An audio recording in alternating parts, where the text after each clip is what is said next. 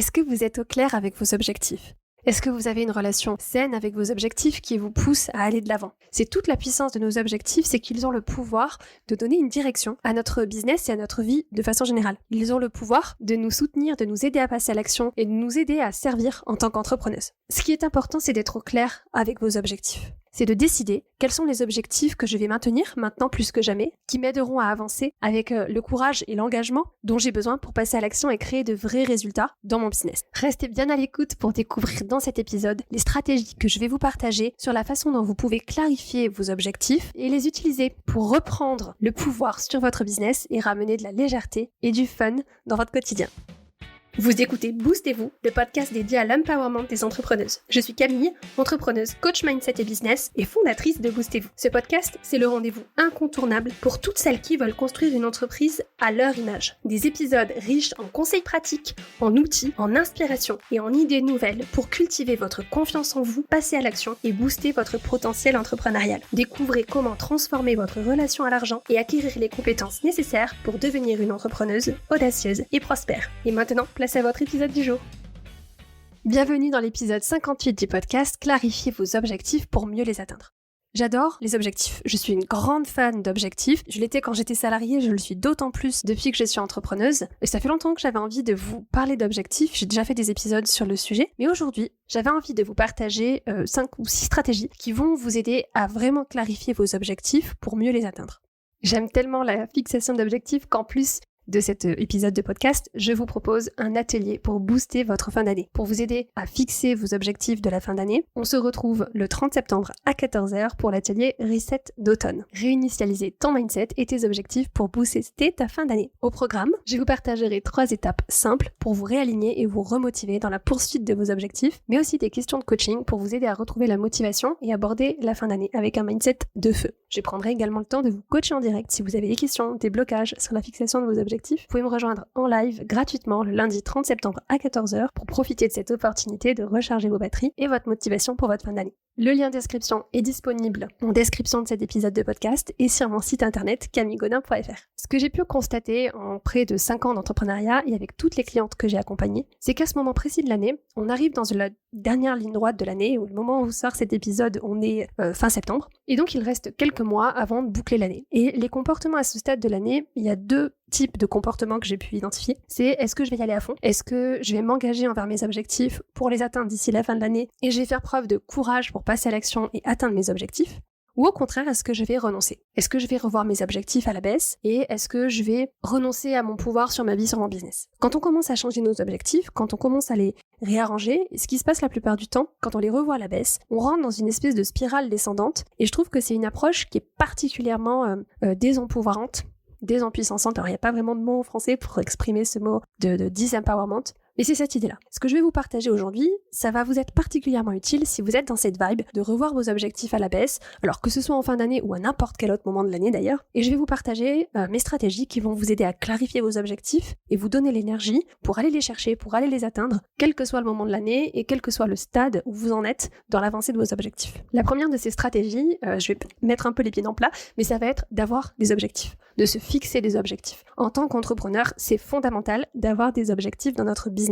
Alors c'est particulièrement vrai pour moi en tant que coach parce que en fait c'est mon métier d'aider les gens à se fixer et à atteindre leurs objectifs et à utiliser ces objectifs comme moteur pour se responsabiliser, pour avancer de manière puissante dans leur business et d'atteindre leurs objectifs, de changer leur identité dans tout ce processus. Que vous soyez coach ou pas, quand on est entrepreneur, on a besoin d'objectifs clairs pour pouvoir avancer. Et le seul objectif qui est absolument indispensable dans votre business, c'est un objectif financier. Ça peut être un objectif de chiffre d'affaires, de revenus, de profit, de marge. D'ailleurs, ce que je vous conseille, c'est d'avoir fixé ces 3 objectifs clairement. Mais c'est important d'avoir des objectifs financiers qui sont clairs, qui sont précis, qui sont mesurables. Et ça va vous aider à avancer. Ça va vous aider à résister à cette tentation d'abandonner ou de revoir vos objectifs à la baisse. Au minimum, on se fixe un objectif financier, un objectif de chiffre d'affaires, un objectif de revenu, un objectif de profit. Peu importe, mais en tout cas, dans notre tête, on a un objectif financier qui est clair. Et si vous vous fixez un objectif annuel, cet objectif ne va pas changer pendant les 12 mois de l'année. Mon objectif de revenu pour l'année 2024, il n'a pas changé entre le mois de janvier et le mois de septembre, et il ne changera pas entre le mois de septembre et le mois de décembre.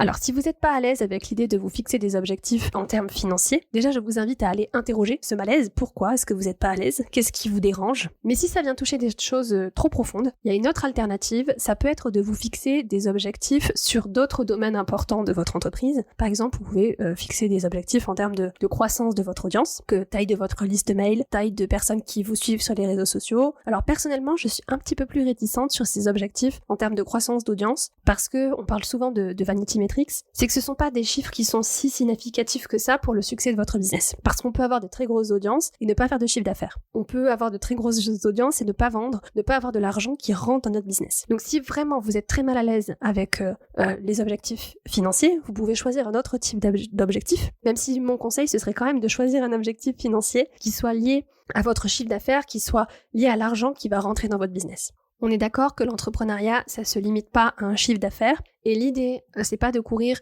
après l'argent, d'aller chasser le chiffre d'affaires. L'idée, c'est d'avoir plutôt un chiffre en tête, un montant qui nous motive, qui nous drive, qui nous pousse à passer à l'action. Ça peut être un objectif de chiffre d'affaires, ça peut être en alternative un objectif en termes de croissance d'audience, ça peut être les deux. Et je vous conseillerais de pas avoir trop d'objectifs. Si vous en avez un ou deux, un objectif financier, un objectif de croissance d'audience, si vous avez déjà ces deux-là, ça va vous aider à gagner en clarté. Maintenant, l'objectif que vous allez vous fixer, assurez-vous qu'il soit super spécifique. C'est-à-dire qu'un objectif, c'est quelque chose qu'on peut mesurer, c'est quelque chose qui est concret, qui est mesurable, qui est atteignable. Par exemple, l'idée ce sera pas de dire je veux vivre de mon activité. C'est hyper flou, ça veut rien dire. Personne ne va être d'accord sur le montant que ça représente de vivre de son activité. C'est pas un objectif. Si je le formule comme ça, il y a peu de chances que j'arrive à l'atteindre, cet objectif, parce que en fait, je ne sais pas ce que ça veut dire. Par contre, je peux me dire, cette année, je veux gagner 50, 100, 200 000 euros dans mon business. Donc quel que soit votre montant, peu importe, mais choisissez un montant et soyez spécifique sur le montant que vous voulez gagner. Un autre exemple, si vous vous dites, par exemple, je veux plus de clients. Là aussi, c'est super flou. On n'a aucune idée de ce que ça veut dire. Donc on va essayer de le clarifier un petit peu, et ça peut être en fonction de là où vous en êtes dans votre business. Ça peut être de dire je veux signer mon premier client, ou je veux signer 3 clients en 3 mois, ou ça peut être je veux signer mon 10e, mon 100e, mon 1000e client, peu importe où vous en êtes dans votre aventure. Ça peut être je veux remplir mon groupe de coaching avec 5, 10, 20 personnes. Mais l'idée, c'est que l'objectif soit spécifique et mesurable. Un autre exemple, si vous vous fixez un objectif en termes de croissance d'audience, on ne veut pas juste formuler l'objectif en disant « je veux faire grossir mon audience » ou « je veux gagner en visibilité », parce que ça veut rien dire. On va essayer d'être plus spécifique en disant « je veux tant de personnes dans ma liste mail, je veux tant de personnes qui me suivent sur les réseaux sociaux, je veux tant de followers sur ma chaîne YouTube », par exemple. Donc on se fixe un objectif clair, précis, mesurable, chiffrable. On n'a pas besoin de passer 1000 ans à fixer notre objectif. Cet objectif, il n'a pas besoin d'être parfait. Mais il vaut mieux choisir un objectif au pif que pas avoir d'objectif du tout. La deuxième étape, la deuxième stratégie pour être plus au clair avec vos objectifs, ça va être de se connecter avec la signification derrière votre objectif. C'est-à-dire qu'il faut que cet objectif, il ait du sens pour vous. Il ait sincèrement du sens pour vous. Si vous avez choisi un objectif au départ, vous avez une raison derrière cet objectif. Donc vous pouvez faire ce petit examen de conscience, de regarder quel est le pourquoi derrière cet objectif. Pourquoi est-ce que je me suis fixé cet objectif-là? Et essayez d'être honnête. Est-ce que cet objectif, il est vraiment important pour moi? Est-ce que c'est un objectif qui a du sens pour moi? Ou est-ce que c'est un objectif que je me suis fixé parce que j'ai cette espèce de pression que c'est comme ça que ça doit être? C'est comme ça qu'il faut faire. Par exemple, j'ai une cliente qui s'était fixé un objectif de faire 100 000 euros de chiffre d'affaires annuel. Quand on a discuté ensemble de cet objectif, elle s'est rendue compte que c'était un objectif qui vibrait pas du tout pour elle. Elle avait aucune connexion avec cet objectif-là. C'était une espèce d'injonction entrepreneuriale. Un objectif qu'elle s'était fixé parce que ça lui semblait être la prochaine étape dans son aventure entrepreneuriale, d'après ce qu'elle voyait sur les réseaux sociaux, ce qu'elle voyait chez les autres entrepreneurs. Donc, votre objectif financier, c'est l'épicentre du pourquoi de votre business. Par exemple, si je vous partage le pourquoi de mes objectifs en termes de chiffre d'affaires dans mon business, c'est de pouvoir assurer le bien-être de ma famille et le confort financier de ma famille. Et ce qui se passe quand on a vraiment Le sens de notre objectif, c'est qu'on va pouvoir se connecter avec le pourquoi profond, sincère de notre objectif. Et ça va venir alimenter ce sentiment d'importance dont on a besoin pour apprécier notre objectif et pour rester engagé envers notre objectif, peu importe les obstacles et les défis qu'on va avoir à relever sur le chemin. Donc c'était notre deuxième stratégie, identifier notre pourquoi. Identifier notre raison claire derrière notre objectif, l'intentionnaliser, intentionnaliser le sens que cet objectif a pour nous et que cet objectif, il ait une résonance profonde en nous, qu'il vibre en nous, qu'il nous fasse vibrer. Donc cette étape de connexion avec notre objectif, elle est hyper importante. Et elle va venir soutenir notre troisième stratégie, qui va être le fait de s'engager. Quand on s'engage, c'est l'énergie qu'on va mettre dans notre objectif. C'est j'y vais à 100%, j'y vais all-in, je vais le faire, je vais y arriver. Cette étape, c'est vraiment fixer l'intention et d'avoir cet engagement que notre objectif, il est possible, qu'on va le faire, qu'on est en chemin pour le faire, qu'on est en train de le faire. C'est-à-dire que je prends mon objectif au sérieux, ça veut dire que je me prends au sérieux. C'est une énergie qui est très très différente du je vais essayer et puis peut-être on verra bien, je me fixe cet objectif pour voir où ça m'amène, pour voir où est-ce que je peux aller. J'imagine que vous l'entendez rien que quand je le dis là. Il y a une énergie qui est très très différente à dire je crois que c'est possible. J'y vais, je m'engage à avancer vers cet objectif quoi qu'il arrive, que je me fixe cet objectif et puis je vais essayer et puis je verrai bien. Donc notre troisième stratégie, c'est une fois que j'ai identifié pourquoi cet objectif il était important, je m'engage à l'atteindre. Notre quatrième stratégie, ça va être d'ajuster nos stratégies justement, mais pas nos objectifs. Donc si vous écoutez cet épisode au moment de sa sortie, on est au mois de septembre. Donc au moment de la sortie de l'épisode, moi je me suis fixé un objectif de chiffre d'affaires pour l'année. J'y suis pas encore, j'ai même pas fait la moitié de ces chiffres d'affaires, pourtant je vais pas le revoir à la baisse. Bien au contraire, en fait, je vais redoubler d'efforts. J'en ai parlé un petit peu au début de l'épisode, mais quand on commence à ajuster nos objectifs à la baisse, en fait la question c'est à quel moment je vais m'arrêter. Quand on est dans cet état d'esprit où je vais réviser, je vais revoir mes objectifs à la baisse, on est dans cette spirale descendante qui fait qu'on va se sentir en fait hyper mal. On va se sentir mal dans notre peau, mal avec nous-mêmes. Qui vient faire écho à la troisième étape dont on a parlé tout à l'heure de l'engagement. Si je prends mon objectif au sérieux, ça veut dire que je me prends au sérieux. Et si je revois mon objectif à la baisse, ça veut dire que je me vois à la baisse. Donc on revoit pas nos objectifs à la baisse. Si on a quelque chose à ajuster, c'est pas l'objectif, c'est la stratégie qu'on va mettre en place pour l'atteindre. Et ça, c'est ok de revoir nos stratégies, c'est absolument nécessaire dans plein de situations. Donc on revoit pas notre objectif, on se relève le défi de trouver de nouvelles stratégies, de nouvelles façons de penser, de sortir des sentiers battus, d'être créative et de trouver le chemin, de trouver la voie qui va fonctionner pour nous, de s'autoriser à expérimenter et à trouver ce qui va marcher pour nous. Quand on revoit nos objectifs à la baisse, ce qui se passe en fait, c'est qu'on vient créer beaucoup d'instabilité. On va créer cette espèce de perte de confiance en nous-mêmes. C'est-à-dire que si je prends un engagement envers moi-même et que en fait je ne tiens pas à cet engagement, que je le revois à la baisse, ça vient abîmer ma confiance en moi. Ça vient abîmer la relation que j'ai avec moi-même. Ça fragilise ma confiance et ça étouffe ma capacité d'innovation, ça étouffe ma créativité parce que ça vient me fragiliser dans mes bases de la croyance que j'ai en moi. Donc je suis certaine que vous êtes des entrepreneuses pleines de ressources, vous êtes des entrepreneuses créatives et je suis certaine que si une de vos amies vient vous voir avec un problème ou un défi à relever, vous allez être naturellement douée pour trouver 3, 5, 10 options, 10 possibilités, 10 opportunités pour elle, de façon créative, de résoudre le défi qu'elle a à relever. Mais vous n'allez pas lui dire « revois ton challenge à la baisse ». Donc quand on a cette créativité pour les autres, on peut aussi l'avoir pour soi. On peut être créatif dans nos stratégies, faire preuve d'innovation, s'autoriser à tester des trucs qu'on n'a jamais fait, de nouvelles stratégies pour atteindre notre objectif. Ajuster nos stratégies, ça peut vouloir dire qu'on va ajuster notre calendrier. On peut se donner plus de temps pour atteindre notre objectif, mais pas nécessairement. Et même j'ai plutôt envie de vous encourager à raccourcir le temps que vous vous donnez pour atteindre vos objectifs. Le fait de raccourcir votre temps, le temps que vous vous donnez pour atteindre un objectif, ça va vous aider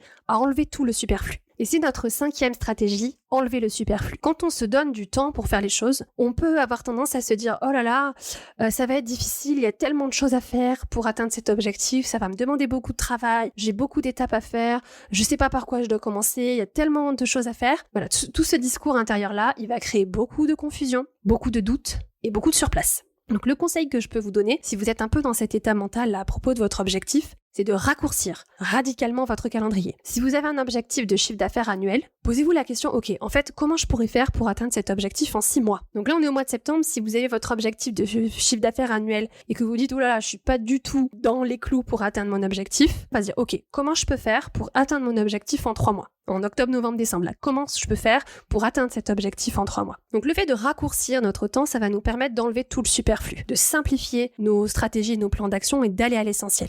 Ce qui se passe dans notre cerveau, c'est que ça va nous donner un petit coup de pied aux fesses, ça va nous aider à enlever tout ce qui ne nous sert pas, tout ce qui n'a pas vraiment d'importance, et nous aider à identifier ce dont on a vraiment le plus besoin pour atteindre nos objectifs. Et en fait, le fait de raccourcir le temps qu'on se donne pour atteindre nos objectifs, on va court-circuiter la peur. Plus on se donne du temps, plus on allonge les délais pour atteindre un objectif, en fait, plus on va laisser l'opportunité à la partie primitive de notre cerveau, à notre cerveau primitif, notre cerveau émotionnel, celui qui a pour objectif de nous maintenir en vie, plus c'est lui qui va prendre le lead. Plus on a de temps, plus on va laisser l'opportunité à ce cerveau primitif de prendre les commandes. Ce cerveau, ce qu'il veut, c'est nous maintenir dans une espèce de surplace qui est alimentée par la peur, qui est alimentée par le doute. Ça donne de la procrastination. Je procrastine parce que je doute, je sais pas quoi faire, je sais pas où aller, je suis en pleine confusion, j'ai tellement de choses à faire, j'ai tellement de stratégies à tester que je sais plus par quoi commencer, je suis débordée, ou alors j'ai la flemme, j'ai pas envie de faire ça aujourd'hui, je le ferai demain. Donc toutes ces émotions qui font qu'on procrastine, la peur, le débordement, le doute, la confusion, le manque d'énergie, la flemme, toutes ces émotions-là, on va les court-circuiter.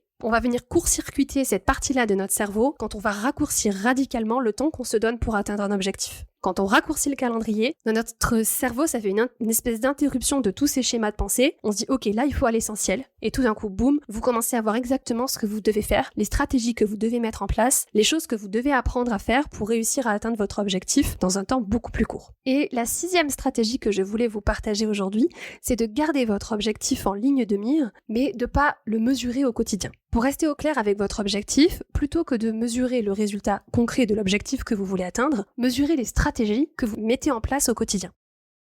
Par exemple, si vous voulez atteindre un certain niveau de chiffre d'affaires, plutôt qu'au quotidien mesurer votre chiffre d'affaires, ce que je vous invite à faire, c'est mesurer votre stratégie. C'est-à-dire que si vous voulez un certain nombre de clients, par exemple, la chose qu'on va mesurer, c'est le nombre d'offres qu'on fait par chaque jour, chaque semaine. Ça fait depuis quelque temps que je teste cette technique et je la trouve extrêmement efficace. Je travaille avec un petit calendrier sous les yeux. Et là, au moment où j'enregistre cet épisode, j'ai mon mois de septembre qui est là, juste à côté de moi, sous les yeux. Et tous les jours, je fais une offre.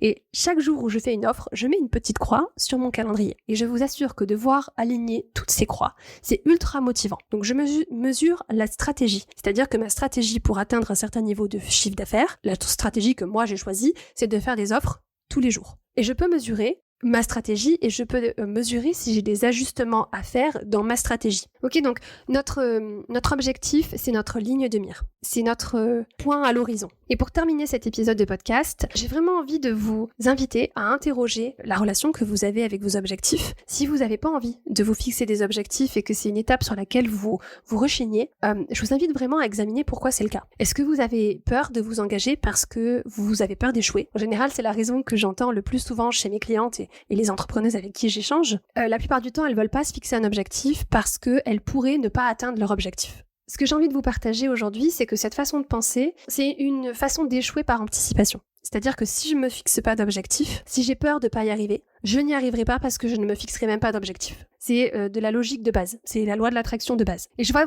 vraiment beaucoup de femmes, beaucoup d'entrepreneuses hésiter à se fixer des objectifs parce qu'elles vont se dire « je sais pas comment faire, je sais pas comment atteindre mon objectif, je ne veux pas me fixer d'objectif parce que je sais pas comment l'atteindre ». Savoir comment trouver les ressources pour atteindre un objectif, ça peut pas se produire avant de se fixer un objectif. Ça se produit après. C'est une fois qu'on est engagé à atteindre un objectif, c'est une fois qu'on est dans l'action, dans l'expérimentation, qu'on peut commencer à trouver le comment. Et des fois, cette découverte, elle arrive dans les minutes, dans les heures, dans les jours qui suivent la prise de décision et l'engagement envers un objectif. Et je vous parlais d'engagement, c'est vraiment un engagement sincère, c'est de se dire c'est mon objectif de chiffre d'affaires, de revenus, je sais pas comment je vais l'atteindre, j'ai aucune idée des ressources dont je vais avoir besoin, j'ai peur, je suis terrifiée, mais peu importe. C'est ça qui rend la définition des objectifs énergisante et fun.